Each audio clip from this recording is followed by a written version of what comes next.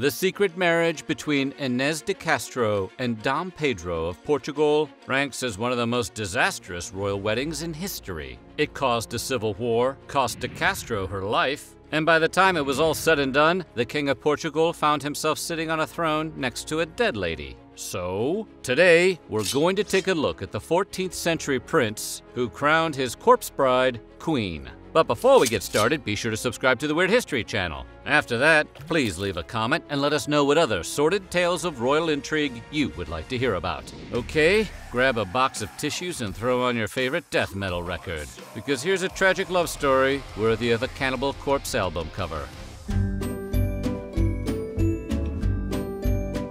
Inés Pérez de Castro was born the daughter of Pedro Fernández de Castro, sometime between 1320 and 1325. Her lord father was an illegitimate grandson of Sancho IV, King of Castile, Spain, also known as Sancho the Brave.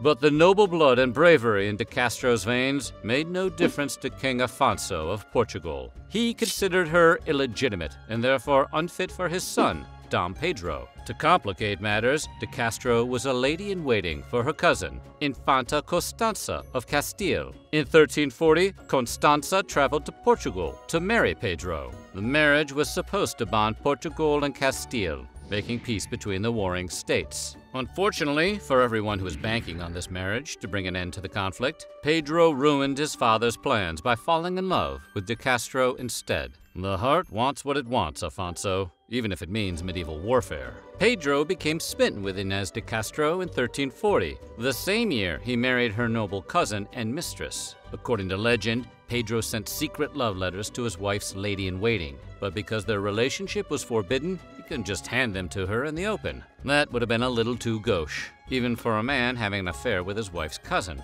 No. Pedro would have to use a covert delivery method. While de Castro stayed at the Monastery of Santa Clara-a-Velha, Pedro supposedly smuggled the letters to his love using an aqueduct that traveled from his palace at Quinta de Pombal to the monastery. Basically, he sent her mash notes through the sewer, like if Chuds ran their own FTD franchise instead of eating people. These soggy love letters were enough to keep Inés on the hook for several more years.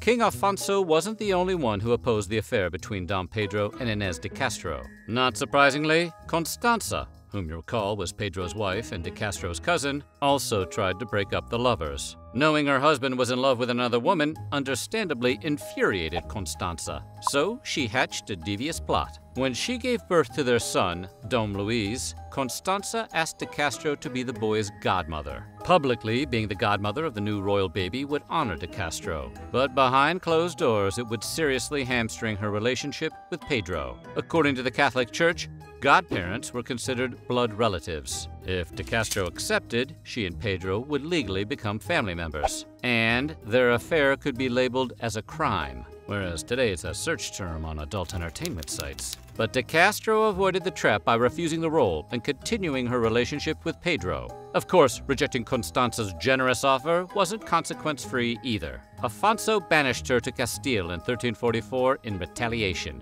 It was not great for the lovers, but it was certainly better than seeing their relationship criminalized.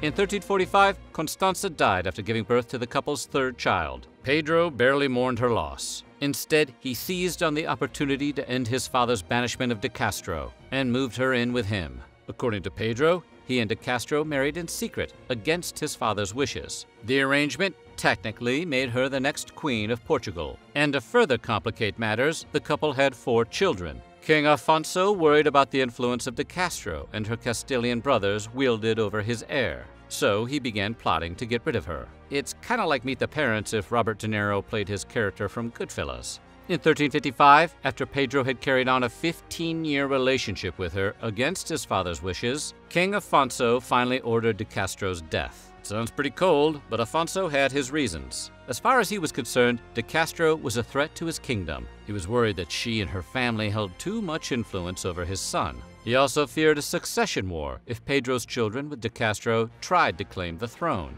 Basically, He was trying to avoid a Game of Thrones situation, and after sitting through that final season, you can see his point. Afonso had always disapproved of de Castro because he considered her nobility illegitimate. But after ordering her death, Afonso heard one last appeal from his presumed daughter-in-law. She threw herself at his feet, surrounded by his grandchildren, to plead for her life. Afonso allegedly left the room, telling his advisors, "Do whatever you want." Those are 4 words you don't want to hear from the person ordering your execution. After King Afonso decided he couldn't risk the threat Inês de Castro's Castilian bloodline posed to his kingdom, the king hired 3 men to end his daughter-in-law's life in 1355. Remember that Game of Thrones reference earlier? Well, de Castro's assassination played out like a real-life red wedding. The cutthroats waited until Dom Pedro was away from home. Then they surprised de Castro and carried out their gruesome orders. Most sources say the men stabbed de Castro, while one grislier account claims they actually removed her head. Whatever the method, sources agree on one detail: the assassin slew de Castro in front of her children. In the words of another famous hitman, "That's a bit strong, isn't it?" Dom Pedro returned to his home to find his lover and the mother of some of his children slain, and knew instantly that his father, King Afonso, was behind the act. With the backing of Inês de Castro's brothers, Pedro declared war on his father, rallying troops and marching toward his father's city. After months of conflict, Pedro's mother convinced him to call a truce. Apparently having a soft spot for his old mother, Pedro eventually relented. In 1357, Afonso passed, and Pedro was crowned King Peter I of Portugal. If you thought that his father's passing and the assumption of the throne would have calmed Pedro down, let's assure you that they 100% did not. He never forgave his father, or the men who killed Inês. And as soon as he took the throne in 1357,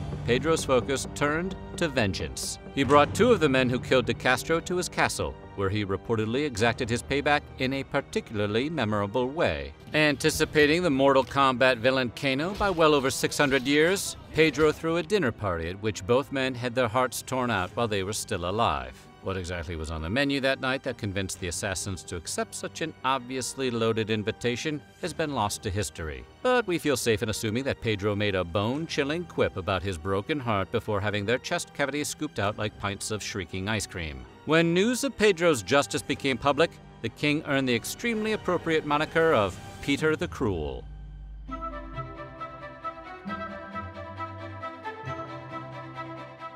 Inês de Castro had been deceased for several years when King Pedro announced the pair had secretly married years earlier. The announcement meant that de Castro was technically Portugal's queen, making her the only queen in the nation's history to be crowned posthumously. When some questioned the legitimacy of the marriage, Pedro turned to Dom Gil, Bishop of Guarda, whom he claimed was a witness to the ceremony. Dom Gil couldn't remember the exact date of the marriage, but the nobility, possibly thinking about Pedro's recent dinner party, went along with Pedro's claim and named de Castro a legitimate queen. King Pedro wrapped his wife's decaying body in royal robes for her final moment in the spotlight. According to an 1852 account, Pedro ordered Inés's body placed on a throne beside him during the ceremony. Pedro publicly swore to the fact of their marriage at Braganza by a dispensation from Rome caused her to be proclaimed queen and crowned as such, and compelled all the nobles to do her corpse homage and kiss the cold dead hand. History remembers those who flex the hardest, and there are few greater flexes than forcing a room full of sycophants to kiss your wife's rotting hand. If this sounds like the worst wedding in history, you can take some solace in the fact that it might not have actually happened. Many historians and academics insist the tale is just a legend concocted to boost Pedro's cred as King Peter the Cruel. Whatever the case, after her last public appearance as Pedro's queen, de Castro's body was interred in a marble sarcophagus, where she was allowed to rest without having to be escorted back out for any more ceremonies.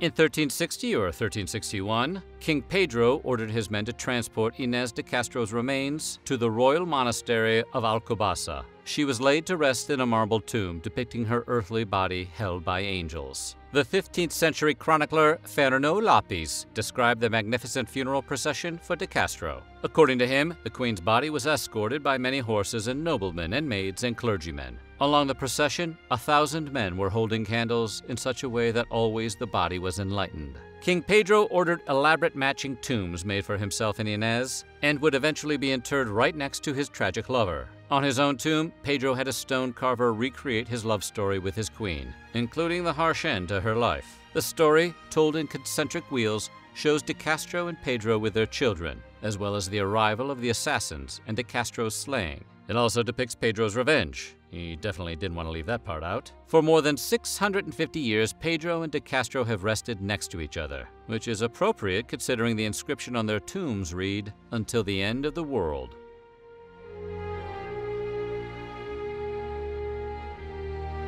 The love story of Inês Pérez de Castro and Dom Pedro has been retold repeatedly throughout the centuries in several forms. Examples include the Portuguese epic poem Os Lusíadas, written by Luís de Camões in 1572, Nisa Laureada, written by Hieronymo Bermúdez in 1577, the French novel Inês de Castro, written by the Comtesse de Genlis in 1826, and the English novel Agnes de Castro, or The Force of Generous Love, written by Aphra Behn and published in 1688. Inês de Castro is also the subject of over a dozen operas, including works by classic Italian composers Niccolò Antonio Zingarelli and Giuseppe Persiani. More modern adaptations of the story include a 1976 opera by Thomas Pasatieri and a 1996 opera by James Macmillan. The tale was also recently recounted in the 2005 Portuguese television series Pedro e Inês, and a 2018 film with the slightly more straightforward title, The Dead Queen.